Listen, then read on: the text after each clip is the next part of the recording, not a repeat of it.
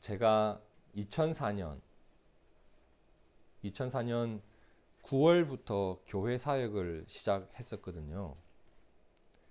그때부터 매년 여름과 겨울이 되면 뭘 했을까요? 예, 성경학교 또는 수련회를 계속 해왔습니다. 교육기관에서는 1년 중 가장 큰 행사죠. 보통 2박 3일 정도의 시간을 함께 보내면서 그 정해진 주제에 대한 성경 공부도 하고 예배도 드리고 특히 함께 기도하는 시간이 참 많습니다. 제가 이제 수련회를 할 때마다 느끼고 이제 경험했던 것이 있었는데요. 그 현장에서만 누릴 수 있는 특별한 은혜가 분명히 있다는 것. 그리고 그 현장에서만 일어나는 그 아주 특별한 분위기도 있더라는 겁니다. 저 개인적으로는 이러한 특별함이 있는 이유가 어떤 외부적인 요인들, 예를 들면 장소가 매우 좋다거나 밥이 맛있다거나 아니면 강사가 좀 특별하다거나 이런 것들보다는 수련회를 준비하는 사람들이 말이에요, 여러분. 수련회를 준비할 때 아주 오랜 시간을 하나님 앞에 정말 바짝 엎드려서 준비를 하거든요. 교사 해보신 분은 아실 거예요. 수련회를 준비할 때 얼마나 바짝 엎드려서 준비를 열심히 하는지. 아예 계획표가 딱 있잖아요.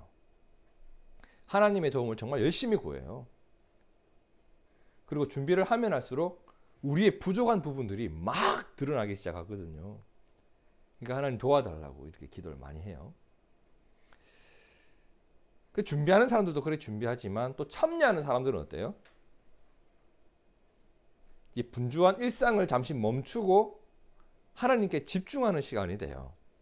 그죠? 집에 왔다 갔다 하지 않는다고요. 그냥 참석한다고요. 그죠?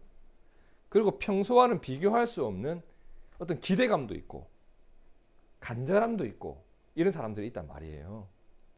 자, 그렇기 때문에 수련회에서 은혜를 받는 가장 큰 이유가 이런 것들이 아닐까 저는 개인적으로 그렇게 생각을 해요. 자, 이런 것 때문인지 수련회 때는 참 특별한 분위기가 있습니다. 아이들, 학생들 그리고 청년들요. 이런 말을 하는 사람들이 있어요. 원래 수련회에서는 이렇게 하는 거야. 평소에 볼 수 없었던 모습을 막 꺼내기 시작해요. 걔네들이. 예배드리는 모습이나 찬양하는 모습이 이 평소하고 너무 다른 거예요. 웃고 울고 막 날뛰고 구름 위를 거닐듯이 막 날아다니고 무릎을 꿇기도 하고 집중력도 장난이 아니고요. 그렇게 이제 예배와 기도회를 마치고 나면 이제 밤에 이제 교사들과 함께 피드백을 주고받아요. 오늘 어땠니? 우리가 내일은 어떻게 준비해야 될까? 이렇게 하루를 돌아보는 시간을 가지거든요.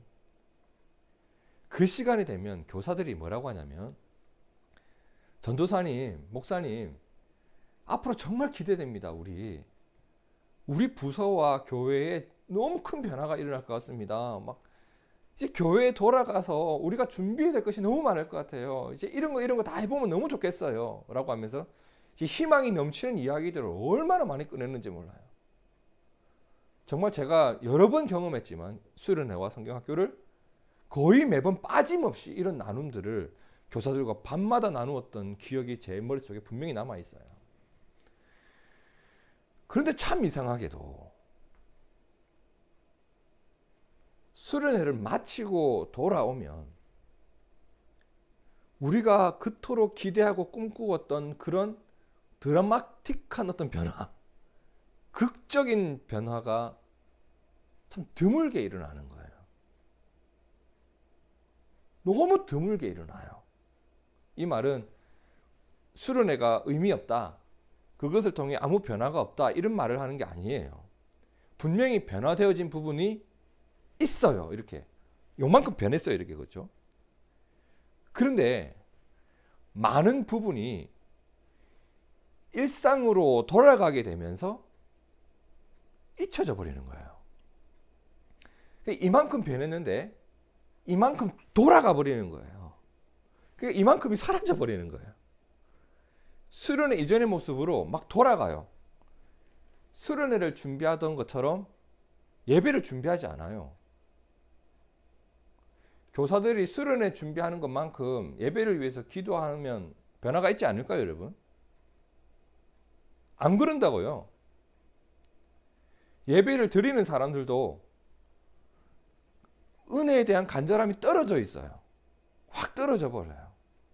그러다 보니 말씀에 대한 집중력도 확 떨어져 버리는 거예요. 한마디로 수련회라는 어떤 특별한 상황에서는 하나님에 대한 관심과 간절함과 열망이 정말 대단해요. 그 특별한 상황에서는. 근데 일상이라고 하는 보편적 상황으로 돌아가고 나니까 이게 유지가 안 되는 거예요. 유지가 안 될 뿐만 아니라 유지하려고 하는 의지조차 잃어버릴 때가 많더라는 거예요. 그러지 않아도 된다라고 생각하는 사람도 있어요. 근데 교회를 가만히 들여다보세요, 여러분. 수련회 때만 그럴까요? 어른들 부흥회는 안 그럴까요? 은혜를 막 사모하면서 오거든요. 근데 부흥회 때만 그렇게 하는 거예요. 어떤 특별 기도회가 있을 때 그때만 바짝 하는 거예요. 특별 기도회가 끝나고 나면 기도회를 안 해요. 그리고 나만이 알고 있는, 나 홀로 걷고 있는 어떤 고난의 시간도 있잖아요. 고난도 특별한 상황이잖아요. 남 모르는 아픔을 겪을 때 얼마나 하나님 앞에 간절해져요, 여러분. 근데 그 시간이 지나가고 나면 내가 언제 하나님 앞에 그렇게 간절했냐라고 하는 것처럼 그냥 무심히 살아갈 때가 있더라는 거예요. 그 시간을 지나면서 분명히 새롭게 깨닫게 된 부분도 있고 특별한 하나님의 은혜를 경험한 것도 있고 아, 내가 이렇게 살아야 되겠구나 깨달은 부분이 분명히 있는데 이 상황이 종료되니까 깨달음도 종료가 돼버리는 거예요. 다시 평범한 일상으로 돌아갔을 때 그 소중한 경험들을 유지를 못하고 지키지 못하는 때가 너무 많더라는 거예요. 그러다 보니 이런 특별한 경험들이, 특별한 은혜가 그냥 펑 하고 사라져버린 것처럼 느껴질 때가, 그런 경험이 있을 때가 있더라는 겁니다. 오늘 본문을 보면요, 마치 이런 우리들의 현실과 너무 비슷한 모습이 성경에 나타나요. 하나님의 엄청난 큰 역사가 일어난 이후에 사람들이 일상으로 돌아가요.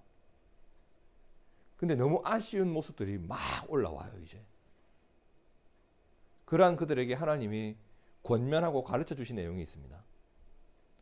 그리고 그들에게 약속하신 내용이 있고 그들을 이끌어 가시는 하나님의 손길이 또 있더라고요. 이제 오늘 그 본문을 한번 살펴보려고 합니다. 자, 먼저 22절을 함께 읽어볼까요? 시작. 모세가 홍해에서 이스라엘을 인도하매 그들이 나와서 수르 광야로 들어가서 거기서 사흘 길을 걸었으나 물을 얻지 못하였다라고 합니다. 자, 자세히 보세요. 모세가 어디에서? 홍해에서 어떻게 했다? 이스라엘을 인도했다. 홍해를 건너서 만난 땅의 이름이 뭐였죠? 수르 광야라고 합니다. 거기서 며칠을 걸었다? 사흘길, 3일을 걸었는데 물을 얻지 못한 상황이었다라고 하는 것이 오늘 내용의 시작 부분입니다. 자, 여기서 우리가 먼저 살펴봐야 될 것은 홍해에서라는 말입니다. 홍해에서. 이건 여러분 잘 아실 것 같아요. 홍해가 어떤 곳이에요? 홍해. 엄청난 위기를 만나는 곳이에요. 근데 그 위기를 극복한 곳이에요. 하나님의 구원을 경험한 곳이라는 겁니다. 자, 홍해는 바다예요. 자, 여러분 눈앞에 바다가 펼쳐져 있어요. 바다. 근데 뒤쪽에는 애굽의 군사들이 나를 죽이겠다고 추적해오고 있어요. 달려오고 있어요. 말발굽 소리가 막 두구둑 두구둑 두구둑 두구 하면서 들려요. 와 하면서 죽이겠다고 쫓아오는 사람들이 저기 보이는 거예요. 근데 앞으로 가지도 못해. 왜? 바다가 있으니까. 근데 놀랍게도 앞에 있는 바다가 어떻게 돼요? 갈라지는 사건이 발생한 거예요. 그 바다를 이스라엘 백성들은 무사히 건너갔단 말이에요. 자, 뒤쫓아오던 애국 군사들은 그 바다로 쫓아오다가 바다가 닫혀서 다 죽게 됩니다. 그래 다 죽게 돼요. 자, 출애굽기 14장 30절을 보세요. 그날에 여호와께서 이같이 이스라엘을 애굽 사람의 손에서 어떻게 하셨다? 하나님의 구원 사건이에요. 하나님 나를 구원하신 사건이에요. 이스라엘이 바닷가에서 애굽 사람들이 어떻게 돼 있는 것? 죽어 있는 것을 본 거예요. 나를 죽이겠다고 쫓아온 사람들이 죽어버린 거예요. 하나님의 능력이에요. 자, 이 사건을 겪은 이후에 이스라엘 백성들에게 나타난 어떤 반응이 있었다고 합니다. 그 반응 31절 함께 읽어볼까요? 시작. 이스라엘이 여호와께서 애굽 사람들에게 행하신 그 큰 능력을 보았으므로 백성이 여호와를 경외하며 여호와와 그의 종 모세를 믿었더라. 하나님을 어떻게 했다? 경외하기 시작했다. 하나님을 경외하기 시작했대요. 지혜로운 삶을 살아가기 시작했다는 겁니다. 그죠? 여호와를 경외하는 것이 지혜의 근본이니 그 생각 안에서 그 믿음 안에서 살아가는 삶의 발걸음이 시작되었다라고 하는 겁니다. 시작이 좋단 말이에요. 그리고 모세를 믿었대요. 모세의 인도를 믿고 하나님 나를 살려주심을 믿기 시작했다는 겁니다. 엄청난 변화가 일어난 거예요. 자, 그리고 이어지는 출애굽기 15장 1절을 보세요. 이때에 모세와 이스라엘 자손이 어떻게 했어요? 여호와께 노래를 했다 합니다. 여호와를 찬송하리니 라고 하면서 하나님을 찬양했대요. 하나님을 향한 찬양들이 막 넘쳐났어요. 이스라엘 백성들에게. 그죠? 그 내용이 출애굽기 15장 1절부터 쭉 이어집니다. 그렇게 노래를 하더니 20절에 가니까 아론의 누이 선지자 미리암이, 그죠? 모세 누나예요. 그죠? 모세의 누나가 갑자기 어떻게 해요? 손에 소구를 잡더니 막 춤을 추기 시작하는 겁니다. 사람들이 함께 춤도 추기 시작하는 거예요. 막 하나님을 찬송해라 하면서 하나님 우리를 구원하셨다라고 하면서, 자, 홍해에서 어떤 일이 일어났어요? 그럼 정리해 봅시다. 하나님의 기적을 봤어요. 하나님의 구원을 내가 경험했어요. 그랬더니 하나님을 경외하기 시작했고 찬양을 드리기 시작했고 춤을 추기 시작한 거예요. 누가 하라고 시킨 것도 아니에요. 가르쳐 준 것도 아니에요. 그냥 나온 거예요. 그냥 자연스럽게. 이처럼 홍해는 하나님의 구원을 경험하고 상상할 수 없었던 역사를 목격한 자리이고 하나님을 찬양한 자리이고 함께 춤추며 기쁨을 누렸던 장소가 홍해예요. 자, 21절에 미리암이 뭘 했다? 춤을 추고 있었어요. 그리고 22절 오늘 본문이 나오는 거예요. 뭐라고 해요? 모세가 홍해에서 이스라엘을 인도했대요. 그들이 나와서 수르 광야로 들어갔다고 합니다. 맞나요? 자, 수르 광야 사막을 만난 거예요. 그런데 여러분 잘 보세요. 애굽에서 가나안까지 가는 길, 이 길의 모습은 어떤 모습이었을까요? 아스팔트?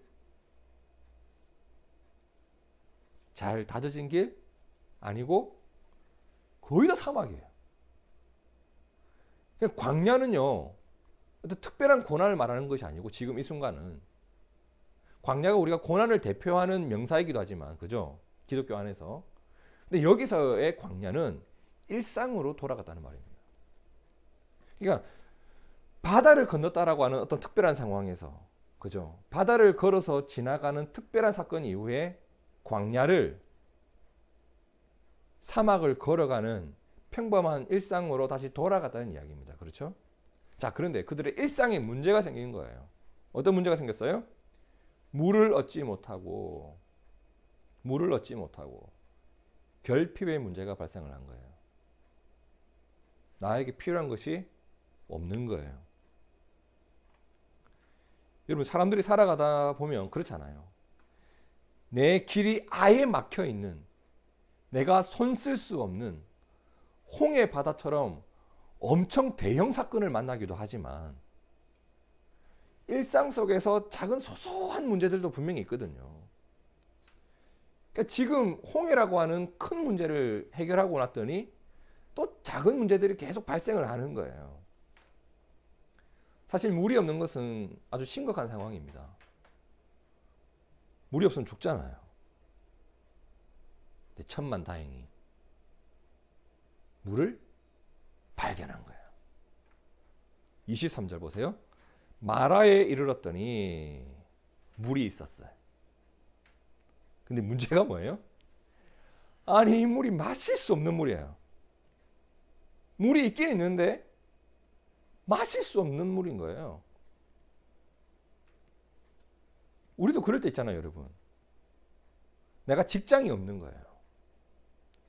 직장을 구해서 갔는데 쓴 물이야, 쓴 물이고 완전. 직장 상사는 개판이고 함께 일하는 동료들은 일도 안 하고 맨날 나한테 일 미루고 쓴 물 같은 직장이 있단 말이에요. 없는 게 아니라 생겼는데 마라 같은 곳이 있단 말이에요. 학교에 들어가는 게 꿈이에요. 합격해서 대학교에 합격을 했어. 갔더니 쓴 물이야 이게. 공부할 맛이 안 나. 마라 같은 곳이 있단 말이에요. 뭔가 필요를 해가지고 구하긴 구했는데 아우씨 마라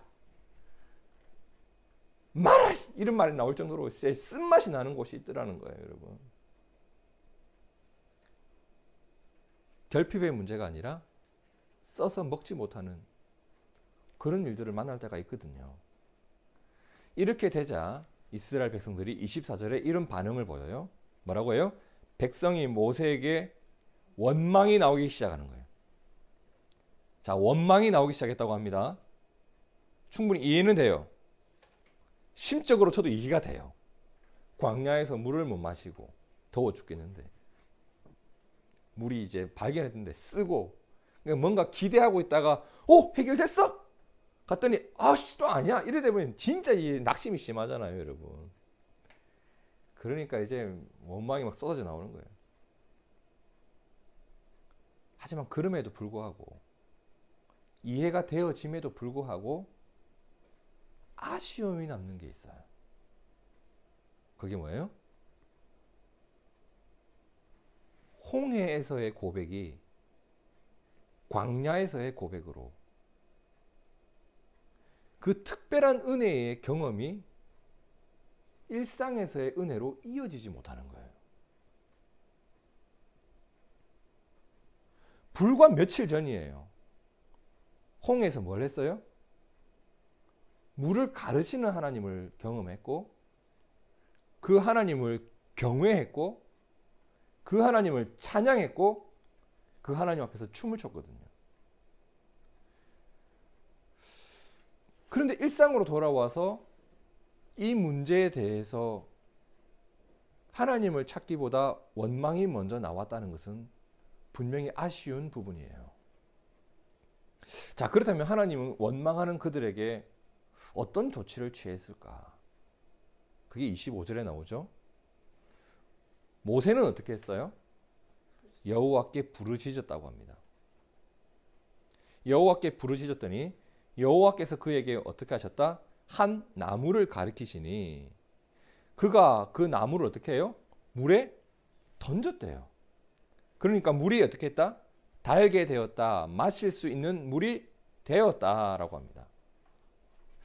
자, 여러분 이 부분을 잘 보세요. 기도하는 모세에게 하나님이 어떻게 하셨다고요? 어떤 한 나무를 가리켜 주셨대요. 그죠? 근데 하나님이 그 나무를 가리키신 이유를 모세는 어떻게 해요? 말귀를 알아먹은 거예요. 저걸 어떻게 해야 되겠다는 것을 알아먹었다는 거예요. 그래서 그것을 들고 물에다가 그냥 던진 거예요. 그러더니 나타나는 현상이 뭐예요? 물이 달게 되었더라.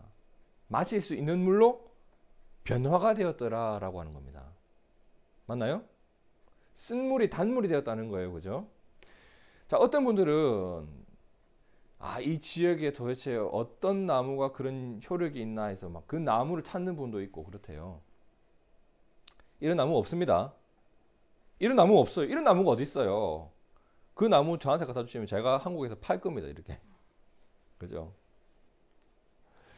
여기서 중요한 것은 그 나무가 어떤 나무인지가 아니에요. 뭐예요? 하나님이 지시하신 일을 모세가 했다는 게 중요한 거예요.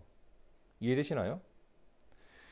여러분, 나무를 물에 던져가지고 물맛이 바뀐다는 게 말이 되는 소리예요. 근데 하나님께서 지시하신 바를 모세는 내가 판단하지 않고 행해버려요. 그냥. 내가 이해되어서 하는 일이 아니에요. 이해되지 않는 그 일을 하나님이 명하시니 한번 해본 거예요. 즉각적으로 그 일을 행했다는 거예요. 그런데 그 일을 통해서 뭐가 일어나더라? 역사가 일어나더라. 어떤 역사가? 쓴맛 나는 물이 단맛 나는 물이 되었습니다. 쓴맛 나는 내 삶의 현장이 단맛 나는 삶의 현장으로 바뀐 거예요. 쓴맛 나는 일상이 단맛 나는 일상이 되어버린 거예요. 여기서 하나님이 그들에게 가르쳐 주신 내용이 있어요. 먼저 믿음은 홍해에서만 필요한 것이 아니라 마라에서도 필요하다는 겁니다. 어떤 특별한 일에서만 우리가 반응할 것이 아니라 내가 살아가는 일상 속에서 내 믿음이 작동하고 있는지를 확인해라는 겁니다. 여기서도 내가 순종할 수 있는지, 홍해에서 지팡이를 들어 바다를 가리켰던 것처럼 여기서도 나뭇가지 하나를 던질 수 있는 믿음이 있냐는 겁니다. 그죠? 여러분, 믿음은요, 교회당 안에서만 예배 드릴 때만 사용하는 것이 아니라 여러분이 학교를 갈 때도 필요한 것이고, 우리가 밥을 먹을 때도 필요한 것이고, 우리가 무언가를 선택할 때도 필요한 것이 믿음입니다. 믿음은 내 일상 속에서 계속 유효하게 작동을 해야 합니다. 그때 일어나는 것이 뭐냐면 신앙생활이 일상화되어지기 시작합니다. 교회당에 나와서 신앙생활을 하는 것이 아니고 내 삶이 신앙생활이 되어져 가는 거예요. 홍해의 기적처럼 극적인 기적들 속에서만 우리가 신앙생활을 하는 게 아니에요. 찬양은 홍해에서도 있어야 되고 마라에서도 있어야 되는 겁니다. 하나님을 경외함은 홍해에서만 일어나야 될 일이 아니라 마라에서도 있어야 될 일이에요. 평범한 일상 속에서 하나님을 묵묵히 의지하며 살아가는 것, 그것이 모세에게 있었던 거예요. 그 증거가 뭐예요? 이 일 앞에서 부르짖었다. 부르짖었다. 그리고 순종했다. 쓴맛 나는 물에 하나님의 지시를 따른 순종이 담긴 거예요. 나뭇가지가 뭐냐, 이게 중요한 거 아니에요. 그의 순종이 담겼더니 쓴맛 나는 물이 어떻게 되었다? 단맛 나는 물이 되었다는 겁니다. 그리고 그 물로 인해서 공동체의 분위기는 어떻게 되었을까요? 화기애애한 분위기로 바뀌는 거예요. 우리의 삶이 마라처럼 쓴 것들을 만날 때가 있죠, 여러분. 있단 말이에요. 그 쓴맛이 느껴질 때 모세의 행동을 본받기를 축복합니다. 그것을 단 것으로 바꾸는 힘은 하나님에게 분명히 있습니다. 분명히 있습니다. 그것을 새롭게 하시는 분은 하나님이십니다. 쓴물 앞에서 원망을 늘어놓았던 사람들은 어떤 변화도 경험하지 못했지만 그 쓴물 앞에서 기도했던 모세는 그 물을 단물로 바꾸는 역사를 일으킨 주인공이 되었단 말이에요. 이것이 홍해를 건너 이제 일상을 살아가는 이스라엘 백성들에게 하나님이 마라에서 그들에게 가르쳐 주신 내용이었습니다. 여러분, 우리가 이것을 잊지 맙시다. 인생의 쓴맛은 하나님의 지시를 따르는 자에 의해 결국 단맛으로 바뀐다. 하나님이 그를 반드시 도우신다. 그럼 중요한 건 이거예요. 쓴맛을 봤을 때 내가 무엇을 하느냐. 원망하는 자인가? 믿고 간구하는 자인가? 하나님의 지시를 따르는 자인가? 외면하는 자인가? 쓴맛은 듣고 순종하는 자에 의해 단맛으로 바뀌었습니다. 이 일은 교회당 안에서만 일어나야 될 일이 아니라 나 홀로 때로는 살아가는 광야 같은 내 인생길에서 있어야 할 우리들의 신앙생활이라는 것, 이것을 꼭 기억하셨으면 좋겠어요. 근데 여기서 하나님이 조금 더 발전시키셔서 이런 말씀까지 하세요. 26절을 보세요. 이르시되 너희가 너희 하나님 나 여호와의 말을 들어 순종하고, 어디처럼? 마라에서처럼, 모세처럼 내 말을 듣고 순종하고 내가 보기에 의를 행하며 내 계명에 귀를 기울이며 내 모든 규례를 지키면 내가 애굽 사람에게 내린 모든 질병 중 하나도 너희에게 내리지 아니하리니 나는 너희를 치료하는 여호와임이라. 왜 갑자기 물 이야기를 하다가 치료하는 하나님에 대한 이야기가 나왔을까요? 이런 이야기예요. 마라의 쓴맛이 단맛으로 바뀌었던 것처럼 인생의 쓴 순간에 단맛으로 바꿀 나의 역사를 기대하라는 겁니다. 근데 그것이 어떻게 일어나냐는 거예요. 어떻게? 어떤 특별한 일이 아니에요. 또 홍해를 찾아가거나 또 부흥회를 하거나 또 수련을 하거나 이런 것들 때문이 아니라 언제 하나님께서 나를 치료하시고 내 인생의 쓴 부분을 달게 바꾸시는가? 일상적인 순종입니다. 일상적인 순종. 그죠? 그렇잖아요. 일상적인 순종. 일상 속에서 내가 하나님의 말을 듣고 있는가? 그분이 지시하신 바를 행해 봤는가? 그 일상적인 순종이 애굽에 내려졌던 쓰디쓴 질병으로부터 내가 건진받는 근거가 될 것이고, 엄청난 일 앞에서만 믿음이 작동하는 것이 아니라 그냥 소소한 일상 속에서 하나님의 역사를 기대하면서 살아가는 그 믿음의 발걸음이 일상 속에서 하나님을 누리는 근거가 될 것이고, 홍해처럼 막 급박하고 절박한 순간에만 믿음이 필요한 것이 아니라 일상을 믿음으로 사는 자는 하나님의 치료를 경험하게 될 것이다.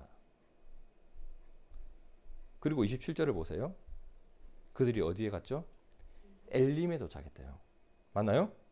엘림에 갔더니 거기에는 뭐가 있어요? 물샘 12. 마라가 있는 것이 아니라, 그죠? 쓴 물이 있는 것이 아니라 이제 넉넉한 물이 있는 거예요. 그죠? 물샘 12. 12지파니까 한 지파에 한 개씩 먹어도 되겠네요. 그죠? 물샘 12과 넉넉한 물이에요. 그리고 종려나무 70그루가 있었대요. 나무가 자라고 있다. 광야에서 그만큼 여기는 축복된 지역이에요. 그죠? 거기로 하나님이 그들을 인도했다고 합니다. 자, 엘림에 이르렀다. 이 말은 그들을 이끄는 구름 기둥과 불 기둥이 이곳을 향해 갔다는 이야기잖아요. 맞나요? 지금 그들이 스스로 어딘가를 가고 있는 거 아니에요. 구름 기둥을 따라가고 있는데 가다 보니 저거 뭐야? 이렇게 된 거예요. 그래, 구름 기둥과 불 기둥이 나를 여기까지 인도했다는 말이에요. 물이 넘치는 곳, 나무가 자라는 곳, 엄청난 은혜를 만난 거예요. 네, 여러분, 이 본문을 자세히 한번 보세요. 너무 희한한 게 있지 않으세요? 마라 앞에서는 누가 가르쳐 주지 않아도 뭘 했던 사람들이? 원망을 했던 사람들이 엘림 앞에서는 감사할 줄 모릅니다. 이상하지 않나요? 원망은 가르쳐 주지 않아도 하는데 감사는 가르쳐도 못합니다. 지금 엘림을 만난 것이 당연한 일일까요? 여러분, 지금 이 모습을 보면 늘 원망은 가득하고 감사는 없는 그들을 보면, 은혜를 쉽게 잊는 그들을 보면 하나님이 그들을 엘림으로 인도하실 이유가 없어요. 사실 여기서 드러나는 게 뭐예요? 하나님이 그들을 이쪽으로 인도하신 이유는 다만 하나님이 그들의 목자가 되시기에, 때로는 마라에서 그들을 훈련도 시키시지만 때로는 엘림에서 그들을 쉬어가게도 하시는 하나님. 그들이 뭐 잘나서 잘해서 상으로 주신 것이 아니라 엘림은 그들에게 필요하기 때문에 주신 하나님. 그래서 여러분, 마라에서 기도하고 엘림에서 감사할 줄 아는 것, 이것이 진짜 성도된 자의 모습이 아닐까 저는 생각을 해봅니다. 성도 여러분, 우리는 마라 앞에서 그 쓴맛을 단맛으로 바꾸시는 하나님을 의지하는 믿음이 있기를 축복합니다. 하나님은 그 일을 하실 수 있는 분입니다. 그러니 마라 앞에서 하나님이 나에게 무엇을 말씀하시는지 듣기 위해서 무릎을 꿇기도 하고, 원망은 그 상황을 변화시킬 수 없었지만 기도는 그 상황을 변화시켜 놨잖아요. 내가 무엇을 해야 할지를 하나님이 지시해 주셨거든요. 그 일을 통해서 마라의 쓴물이 단물이 돼요. 그렇죠? 그리고 엘림 앞에서는 나의 목자 되신 하나님께서 나에게 이런 은혜도 누리게 하시는구나, 나를 쉴만한 물가로 인도해 주시는구나. 충분히 감사하지 않으면 내가 교만해져요, 여러분. 충분히 감사하지 않으면 은혜를 잊혀질 때가 너무나도 많아요. 그래서 우리가 이것을 기억했으면 좋겠어요. 내 삶의 순간에, 일상을 살아가는 순간에 마라에서 기도할 줄 알고 엘림에서 감사할 줄 아는 것, 이것이 오늘 우리의 믿음의 반응이고 우리에게 있어야 될 신앙 고백이라 저는 믿습니다. 그러한 자들을 하나님이 치료해 주신다고 했습니다. 내 삶을 치료하시고 내 마음을 치료하시고 내 질병을 치료하시는 하나님의 보호와 인도하심이 있을 줄로 믿습니다. 오늘 말씀은 우리에게 계속해서 이 부분을 말씀해 주는 거예요. 일상 속에서 너는 하나님을 얼마나 의지하고 있는가? 어떤 특별한 순간에만 집중해서 하나님을 의지하는 것 말고 그 상황이 종료되어도 나는 그 삶을 유지하고 있는가? 내 일상 속에서 내 믿음이 작동하고 있는가? 그 믿음이 내 삶의 쓴맛을 단맛으로 바꾸는 힘이 될 것이다. 그죠? 때로는 우리가 마라 같은 곳에서 쓰디쓴 일상을 만나기도 하지만 여러분 기억합시다. 하나님은 그곳에서 우리가 원망하고 있는 것이 아니라 기도하고 하나님의 지시를 들을 준비가 되어지기를 원하고 계십니다. 그리고 그 일을 통해서 우리는 하나님을 깨닫고 하나님의 능력을 목격하고 쓴맛을 단맛으로 바꾸는 삶을 경험하게 되리라 믿습니다. 그때에도 하나님의 말씀과 음성에 귀를 기울이며 살아가는 자, 그 사람이 이 세상에서 하나님의 능력을 경험하는 자입니다. 우리는 그렇게 역사하시는 하나님을 믿습니다. 때를 따라 도우시는 하나님의 손길이 여러분과 늘 함께 하실 것이고, 쓴 것을 단 것으로 바꾸시고 때로는 엘림에서 쉬게도 하실 것이고, 그리하여 믿음으로 살아가는 일상, 믿음으로 하나님과 동행하는 우리의 삶을 이끌어 가시는 그 하나님, 그 하나님과 동행하는 우리 둥지교회의 삶이 되기를 진심으로 바라고 축복합니다. 함께 기도하겠습니다.